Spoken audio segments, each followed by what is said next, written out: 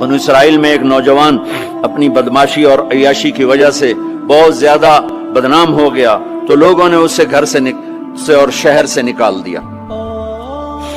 شہر سے باہر نکلا، کچھ عرصے بعد کھانے پینے کے اسباب ختم ہوئے تو موت نے آ گھیرا۔ اب اس نے بے قرار ہو کر، ادھر سب بائیکاٹ کر چکے تھے، کوئی اس کے قریب نہیں جائے گا، تو جب موت نے پکڑا تو ادھر دیکھا کوئی ہے مددگار نہیں، ادھر دیکھا کوئی ہے کوئی نہیں، تو آگے دیکھا، پیچھے دیکھا، دائیں دیکھا، بائیں دیکھا، کوئی نہیں ہے، تو پھر اس نے یوں آسمان کو دیکھا اور کہنے لگا یا من لا تضرہ الذنوب ولا تنقصہ المغفرہ، اے وہ ذات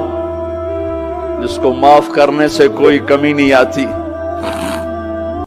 اور گناہ کرنے سے اس کی ذات میں کوئی کسی قسم کی کمی نہیں آتی، دیکھ مجھے سب نے چھوڑ دیا ہے، تیرے پاس آنے کا وقت ہے، مجھے معاف کر دے، میں نے تیرے بندوں سے سنا ہے تو بڑا غفور الرحیم ہے۔ جان نکل گئی۔ اللہ تعالیٰ نے موسیٰ علیہ السلام سے فرمایا موسیٰ میرا ایک دوست وہ جنگل میں مر گیا ہے، جاؤ اس کے جنازے کا انتظام کرو اور اعلان کر دو جو اس کے جنازے میں شریک ہوگا اس کو بھی معاف کر دوں۔ کون زندگی میں سوائے گناہوں کے ہے کچھ نہیں، اور آخر وقت کی منت اور خوشامد پہ کیا فیصلے ہو رہے ہیں۔ لوگوں نے دوڑ لگائی، آگے دیکھا تو وہی نوجوان شرابی، زانی، جواری، بھیڑا۔ موسیٰ یہ تو وہ ہے جس کو ہم نے شہر سے نکال دیا تھا،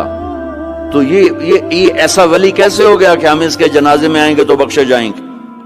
تو موسیٰ علیہ السلام نے اللہ سے پوچھا یا اللہ تیرے بندے کہہ رہے ہیں کہ یہ بہت برا ہے، تو کہہ رہا ہے میرا دوست ہے، تو اب میں کیا کروں؟ تو اللہ تعالیٰ نے فرمایا موسیٰ یہ سچ کہہ رہے ہیں